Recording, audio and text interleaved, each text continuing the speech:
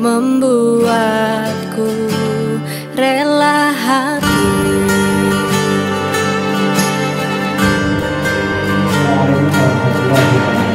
Waalaikumsalam warahmatullahi wabarakatuh. Saya Taufik dari SMP Muhammadiyah 5 Tulangan. Kebetulan jargon SMP kita berakhlak mulia bermental juara. Nah, dari jargon itu saya ingin mempertanyakan. Jadi kalau pakai aplikasi kan itu anak-anak seakan-akan tidak bertemu dan tidak lihat gurunya. Jadi mereka dengan HP-nya mengerjakan tugas dan seterusnya. Nah, bagaimana caranya supaya dalam pendidikan itu anak-anak tetap ada pendidikan moral atau pendidikan akhlak? Kan di situ tidak bertemu guru, jadi tidak tahu cara guru ngomongnya gimana, karakter gurunya gimana, tidak tahu. Jadi mungkin akhlak ini yang jadi pertanyaan saya, bagaimana pendidikan akhlak via aplikasi. Terima kasih. Terima kasih Pak dari SMP Mulia Tulangan. Assalamualaikum warahmatullahi wabarakatuh. Waalaikumsalam warahmatullahi wabarakatuh. Saya dari Tumbang MTS Muhammadiyah 1. Jadi pertanyaan yang pertama adalah, tadi dalam tayangan itu ada video yang oleh AI itu dianalisa. Tapi saya lihat yang dianalisa itu kan hanya alamatnya saja. Apakah begitu cepat kemudian AI tanpa membuka kemudian sudah bisa membaca? Dan itu apakah fit? Itu yang pertama. Kemudian pengalaman saya menjadi guru, Pak. Biasanya itu disuruh merubah HP kami Pro, kemudian menjadi berapa, sampai berapa kali kita beli HP gara-gara kami harus lebih tinggi. Dan saya tanyakan, apakah ini membutuhkan RAM yang tinggi atau HP biasa saja bisa? Itu yang kedua. Kemudian yang ketiga, Yang terakhir. ya yang terakhir, karena kami sekolahnya sangat bisa. Kemudian anak-anaknya juga di bawah jalan. Ya, saya lanjutkan ya. Nah, itu apakah bisa dengan satu komputer kemudian di-link untuk guru-guru yang lainnya? Apakah itu memungkinkan gitu, sehingga kita dapat menekan biaya yang harus kita keluarkan? Terima kasih. Assalamualaikum warahmatullahi wabarakatuh. Perkenalkan, nama saya Wanda Eliza dari SD Muhammadiyah 1 Kucakan 6 Sidoarjo. Pertanyaan saya tadi kan diperlihatkan tools-toolsnya, tapi pertanyaannya itu berupa tulisan saja. Nah, untuk anak SD, elementary school, khususnya kelas 1, 2, dan 3, apakah tidak ada tools yang bisa membuat pertanyaan itu menjadi seperti games gitu? Kayak arrange word, tinggal tarik-tarik kata, disusun seperti itu. Karena lebih menarik bagi anak SD kelas 1, 2, 3 untuk mengerjakan seperti games. Karena tadi diperlihatkan itu hanya tulisan, kita bisa mengetahui grammatical error-nya, tapi bagi anak SD yang sering atau suka bermain, sepertinya kurang menarik. Terima kasih. Wassalamualaikum warahmatullahi wabarakatuh. Terakhir Pak, yang sebelah sampean ada tadi yang ngacung? Ada? Oh, nggak ada. Oke, pas berarti. 4. Monggo Pak Tri, langsung Pak Tri sudah nyatat sendiri nih.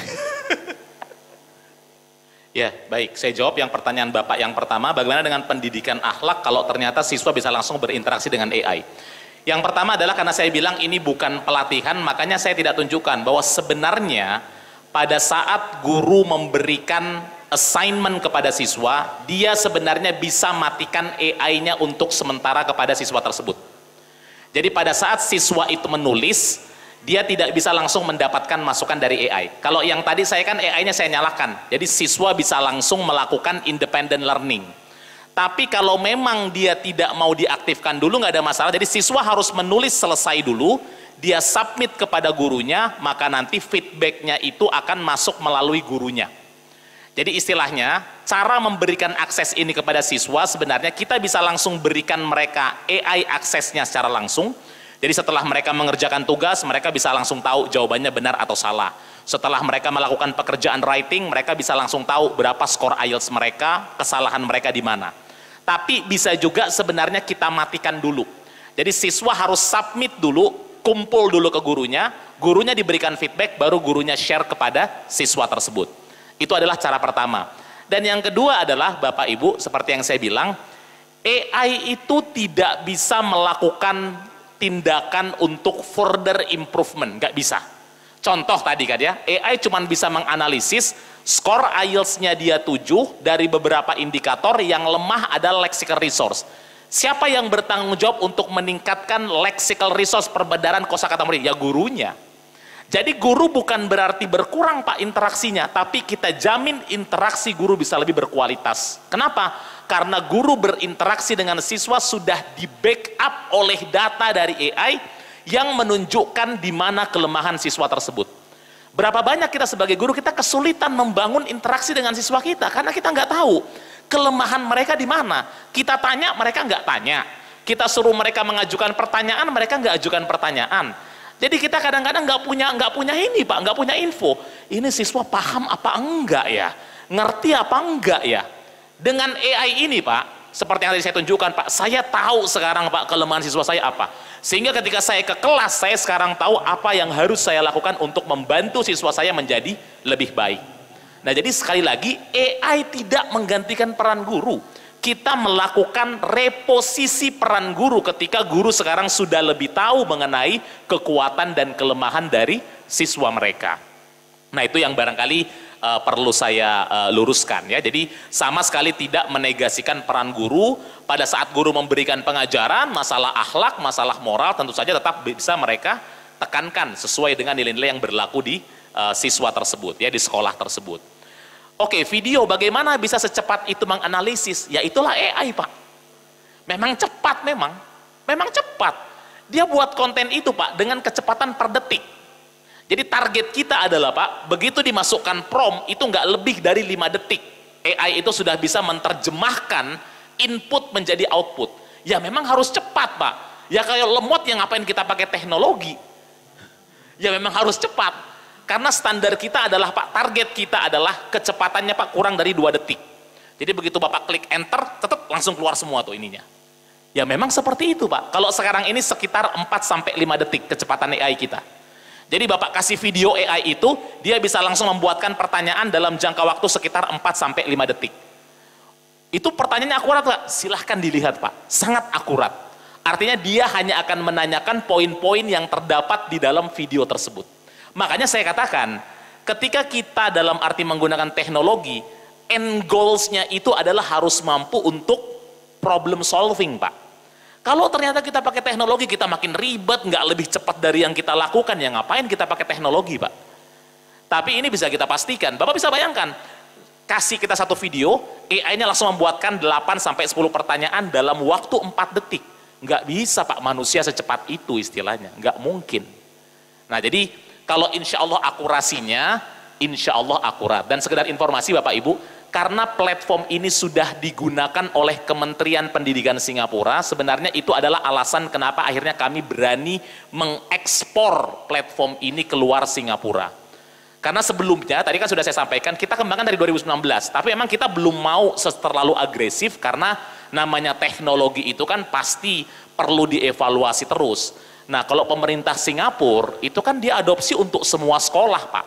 Jadi pasti berbeda tingkat analisisnya, evaluasinya dengan kalau itu dilakukan oleh sekolah. Jadi insya Allah karena ini sudah diadopsi di level pemerintah, masalah-masalah yang kita khawatirkan itu sudah diminimalisir. Masalah akurasinya kira-kira seperti apa, kredibilitinya itu insya Allah sudah lebih aman. Lalu yang berikutnya, apakah ini memerlukan memori yang tinggi? Tidak, karena ini web based. Jadi datanya tersimpan di cloud Pak. Jadi web base ini tidak tersimpan di HP si anak tersebut, jadi nggak perlu. Bukan seperti kayak nyimpan foto ya, nyimpan di memori fotonya ini enggak. Ini di cloud, Pak. Jadi ini karena ini web based program, jadi sebanyak apapun tugas konten itu tidak akan memakan memori dari sekolah sebenarnya. Jadi nggak ada pengaruhnya sebenarnya dengan harus menggunakan HP dengan memori tertentu, itu sebenarnya tidak dipersyaratkan.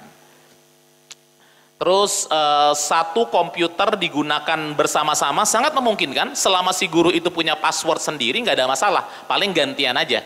Saya sekarang guru sejarah, saya mau buat konten, saya login dengan akun saya. Nah setelah itu saya log out, diganti nanti dengan akun guru lain, nggak ada masalah. Siswa pun seperti itu, ya.